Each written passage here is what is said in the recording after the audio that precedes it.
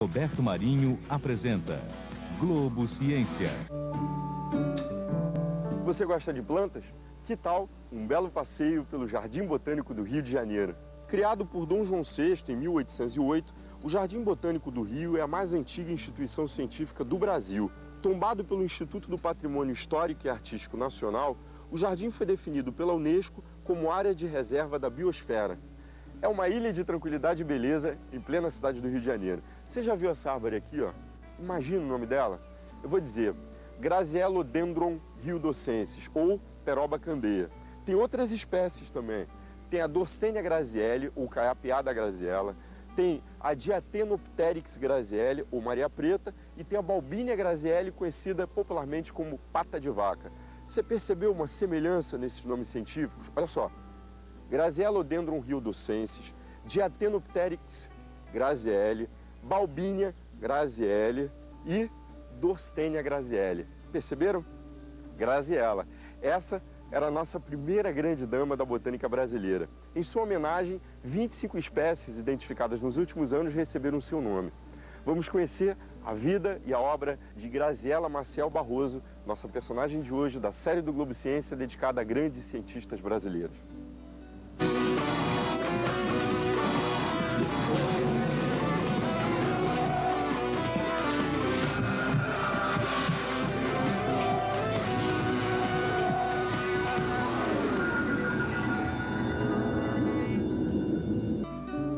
Quando pego uma planta para estudar, é como se fosse um filho que eu visse crescer.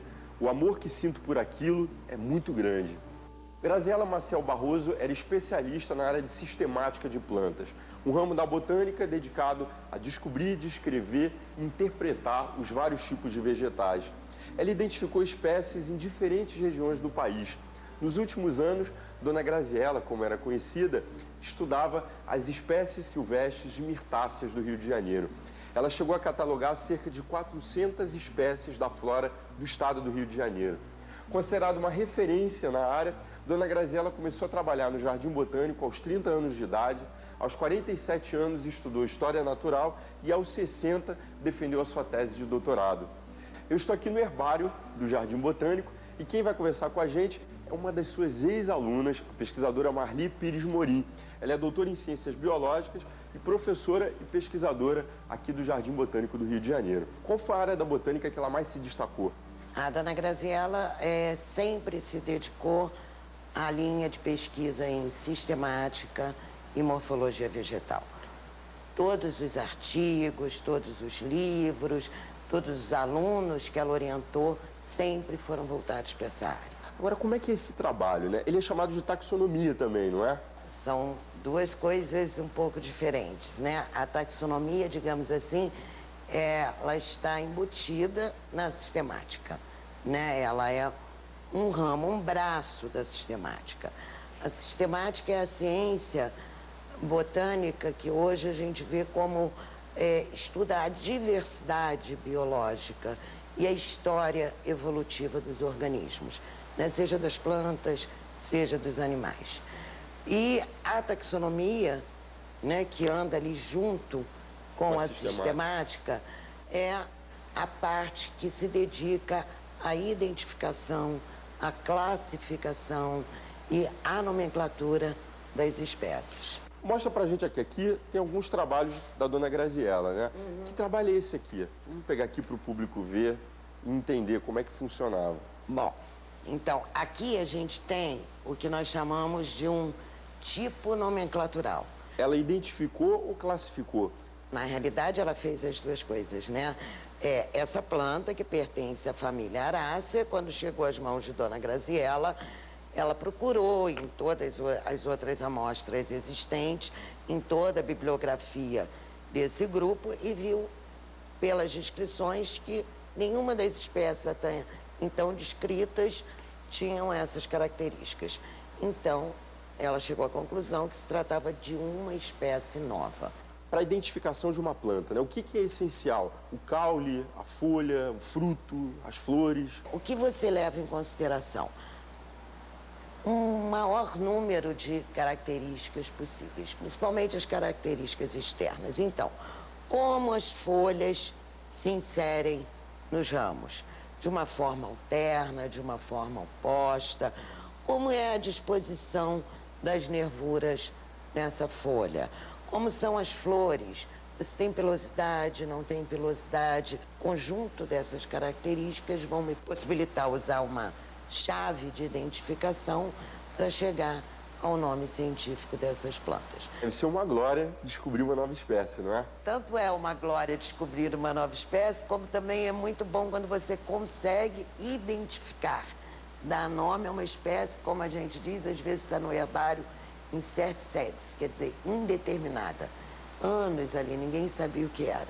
Dona Graziela dizia que ficava tão feliz que dizia que ela ficava igual o índio, dançando em volta da fogueira para comemorar quando ela identificava uma espécie. Quais foram as principais contribuições de Graziela Maciel Barroso à ciência? Eu destacaria, sem dúvida nenhuma, a questão da identificação que ela deixou, que se perpetua hoje nos herbários, né, das milhares de identificação das nossas espécies, e da grande escola de taxonomia que ela formou.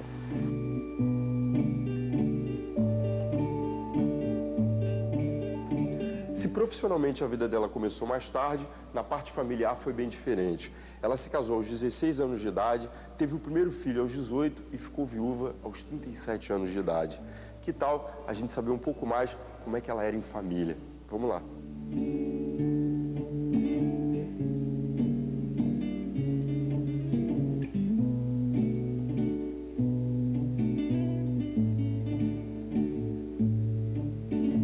Eu vou conversar com o Silvio Peixoto, ele é o neto da nossa homenageada. Como é que era a sua avó em família?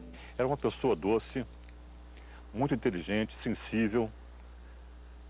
E talvez o que tenha sido mais importante na vida dela, na minha ótica, tenha sido a humildade. Que lembranças que você guarda dela? Ensinamentos. Ela foi uma educadora fantástica. Ela me orientou. Tudo que eu sou hoje eu devo à minha avó. Como é que era a rotina de trabalho dela? Estudava mais ou menos umas 8 horas por dia, de segunda a segunda. Era incansável. O dia dela também era dedicado também à oração, era muito religiosa, muito atenta às coisas da família, principalmente ao convívio com minha mãe, que sempre esteve presente na vida dela ao longo de toda a vida. Silvio, se fosse para dizer em uma palavra, né, qual foi a maior lição que a sua avó deixou? Certamente o exemplo.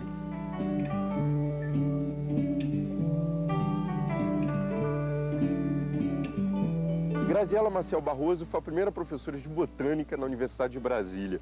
Também lecionou nas Universidades Federais do Rio de Janeiro, de Pernambuco e na Unicamp.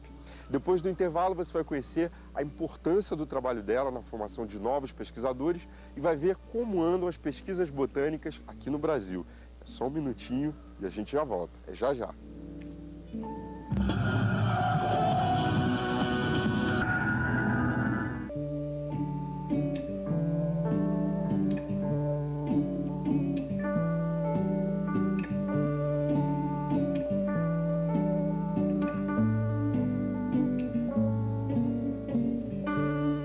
A satisfação do mestre é saber que o seu aluno o ultrapassou. Era assim que pensava Graziela Maciel Barroso, nossa personagem de hoje na série do Globo Ciência dedicada a grandes cientistas do Brasil. Ela formou centenas de pesquisadores. Foram tantos que em 1999 recebeu a medalha Millennium Botany Awards no Congresso Internacional de Botânica nos Estados Unidos. Esse prêmio é dado a botânicos dedicados à formação de pessoal na área. Eu vou conversar com uma outra ex-aluna da dona Graziela, Ângela Maria Estudas da Fonseca Vaz. Ela é doutora em Biologia Vegetal. Qual a importância da dona Graziela para a formação de novos pesquisadores? Ela tinha o dom de trazer o aluno e mostrar o universo da botânica, trazer o aluno para a descoberta do que era um universo vivo, que estava na cabeça dela. Na época, tinham muitos cursos de botânica aqui no Brasil? Haviam muito poucos. Aqui no Rio, eu não sei precisar quantos, mas a gente tinha, aliás, 3 cursos. A Universidade Federal, a Universidade do Estado da Guanabara, hoje o UERJ, e a Universidade de Santa Úrsula. Só graduação? Só graduação. O curso era um curso que se denominava de História Natural, tanto que a dona Graziella, na carteira, devia ser naturalista, como eu também fui das últimas turmas que botava na carteira naturalista. Hoje, biólogo. O curso, então, foi reformulado e, com o avanço da ciência, houve essa necessidade de diversificação, especialização, e o curso hoje é de Ciências Biológicas. A dona Graziella, nesse período intermediário, que não tinha ainda a especialização, ela preencheu completamente esse campo, formando novos pesquisadores que, por sua vez, depois vieram a ser orientandos formais dos cursos que ela se credenciou pelo resto do Brasil e formou quase uma centena deles.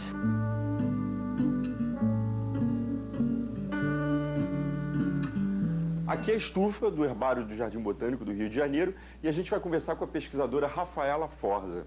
Agora mostra pra gente como é que é o processo passo a passo. Bom, então, o primeiro passo é a secagem do material. Então, quando a gente coleta o material, ele está fresco aqui. O material vai para a estufa, para desidratar, certo? Por que vai para a estufa? Para ele não estragar. Imagina que esse material mantido assim, como ele está, ele vai fungar, ele vai apodrecer, tá? Ele vai se perder. Por aí, bactérias. Lembra que as pessoas secavam plantas no meio de livro, flores no meio de livro, quando alguém ganha a flor do namorado no meio do livro? É verdade. É o mesmo processo, na verdade. E Só aqui? que a gente tem um processo mais industrial para isso. Isso aqui seria a amostra seca tá. já. Tá? Então aqui é o primeiro passo. Ela sai da estufa, ela está desse jeito, completamente desidratada. Olha para essas duas plantas. Você vai ter aqui. A folha sai de um ponto diferente da outra folha. Aqui ela sai todas juntas, todas no mesmo ponto, tá vendo? Ah, tá. Então, isso tem folhas verticiladas e isso tem folhas alternas. E aí assim você vai andando na chave até chegar no nome da planta. Na hora da gente ter uma identificação mais acurada, ou seja, a espécie, que é o que interessa que a gente tenha o nome da planta, vai para os diversos especialistas que a gente tem aqui no jardim, para os diferentes especialistas. Então, cada um dos nossos pesquisadores é especialista num grupo de plantas, numa família de plantas. E aí, quando esse material está pronto desse jeito aqui, vai na mão dessa pessoa para identificar. Que outros aspectos que você pode analisar aqui? Quando a gente está coletando essas plantas, a gente anota, em alguns grupos, a coloração da flor é muito importante, que já te dá o caminho de que gênero daquela família de plantas que você está identificando, tá? Então aqui é uma orquídea, por exemplo, né? Como que você sabe que é uma orquídea? Você não consegue reconhecer que é uma orquídea? Acho que todo mundo consegue reconhecer que é uma orquídea, né? Aquele caule bem gordo que as orquídeas têm na base, umas inflorescências bem vistosas, com muitas flores. Então, isso é uma orquidácea. Qual o gênero dessa orquidácea? Quando eu vejo a ficha, eu vejo que ela tem flores amarelas, pintalgadas de castanho. Para chegar à classificação de uma planta, uma espécie, você faz um detalhamento minucioso da morfologia. Com né? certeza. São os aspectos e você morfológicos. Pode pensar, isso, e você pode pensar que um gênero como esse, oncídio, tem 1000 espécies. E eu tenho que descobrir qual das 1000 espécies é essa amostra que eu estou na mão. Aqui está a identidade da planta. Aqui está a identidade da planta. Aqui está como se fosse o código. Ela tem até um código de barra, você pode perceber. Então, essa planta, ela vai estar ligada para sempre a esse número. Que ela foi coletada naquela data, naquele lugar, naquele determinado tempo. Isso é insubstituível, ok? Não adianta você voltar lá nesse mesmo lugar e pegar uma amostra. Ela vai ser outra amostra, não vai ser essa amostra. Por isso que a gente preza tanto isso aqui. Como se fosse impressão digital. Isso. Eu comecei com Rafaela Forza e agora eu vou começar com outro especialista. Vamos lá.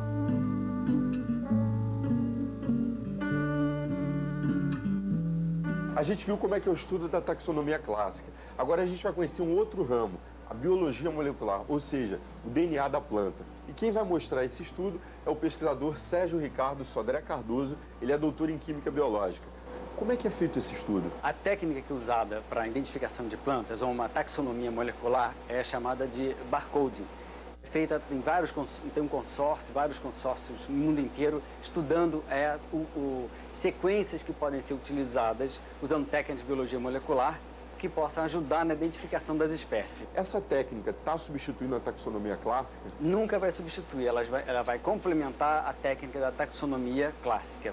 A limitação da taxonomia clássica é no número de caracteres morfológicos que são utilizados para identificar as espécies. Quando ela falta, aí entra a taxonomia molecular, que é utilizando através de barcode, procurar estudar regiões né, num código genético que possam ser usados para diversas espécies, dessa forma ajudar a identificar e separar as espécies. Agora eu queria entender como é que se chega ao DNA de uma planta. A gente volta para o trabalho de campo do taxonomista, que é aquela ida a campo, que o taxonomista olha a espécie, identifica aquela espécie, ou pelo menos já sabe que aquela espécie faz parte de um complexo, que ele tenha dúvida com relação a quem se é uma subespécie, se é uma espécie nova, ou uma variedade. Então isso forma um complexo taxonômico. Ele pega essa planta, retira a folha e bota em sílica. A sílica vai retirar a água da célula vegetal e proteger dessa forma o DNA. Essa folha, então, desidratada, é retrazida para o laboratório e é passado por um processo de extração do DNA. É colocado numa máquina que ela, com 2 bolas de aço, ajuda a macerar a folha, vira um pó. Esse pó, a gente aplica um detergente que vai solubilizar toda a célula vegetal. E a partir daí a gente faz uma purificação, vários estágios de purificação para deixar o DNA purinho, como nós podemos ver nesse tubo. Esse pontinho branco aqui é o DNA precipitado. Então aqui teriam todas aquelas sequências, né? Citosina, guanina, aquela sequência clássica que a gente conhece. É verdade, a ATCG. Aqui está tudo emaranhado, né? Está uma misturada o DNA de toda, que vai dar a forma, que vai formar a planta, está aqui. Então agora, o que eu preciso no barcode é identificar regiões que possam ser utilizadas como para identificar a espécie. Então o que nós temos feito no Jardim Botânico é estudar que tipo de genes podemos utilizar para acessar, poder identificar as espécies. É nisso que nós estamos trabalhando. Vocês viram? O estudo do DNA veio para complementar a taxonomia clássica, mas não a substitui. Muito obrigado pela entrevista.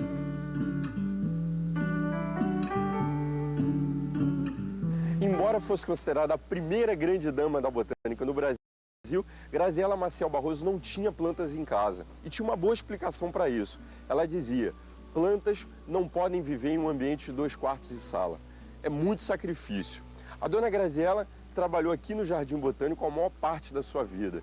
Foram mais de 60 anos de dedicação.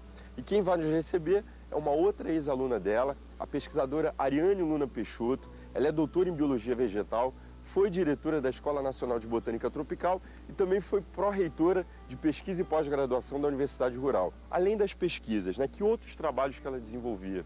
A dona Graziela fazia pesquisa para ensinar. Ela tinha uma vocação para formar recursos humanos. Além de pesquisa, a dona Graziela também fez administração. Ela foi chefe da seção de sistemática, onde fica localizado o herbário aqui no Jardim Botânico. Ela também foi membro de conselhos e colegiados. Ela foi, por exemplo, membro do conselho do sítio Roberto Burle-Marx, de quem ela era muito amiga. Ela também exerceu papel em ONGs, em movimentos ambientalistas e era uma defensora árdua da flora brasileira. Ariane, que pesquisas dela tiveram continuidade aqui no Jardim Botânico depois que ela morreu em 2003? Dentro das pesquisas taxonômicas, onde foi o predomínio do trabalho da dona Graziela, 4 famílias continuam sendo muito pesquisadas internamente no Jardim Botânico, mas também em todo o Brasil, que são as famílias leguminosa, a família do pau-brasil, do feijão, a família mirtácea, a família da goiabeira, da pitanga, a família arácea, que é a família da costela de Adão. E qual outra família? Costelas. E a última família é Composite, a Cerácea, que é a família onde Dona Graziela dedicou parte da sua vida. É uma família complexa, moderna e com muitos exemplares.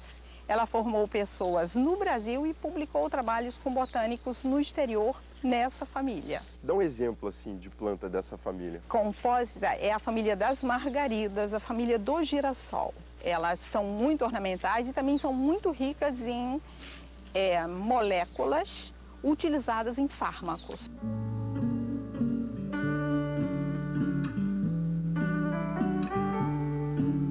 A doutora Graziela Maciel Barroso considerava a coisa mais linda do mundo você abrir uma flor, ver a morfologia de uma flor, procurar o nome dela, saber como vive, cresce.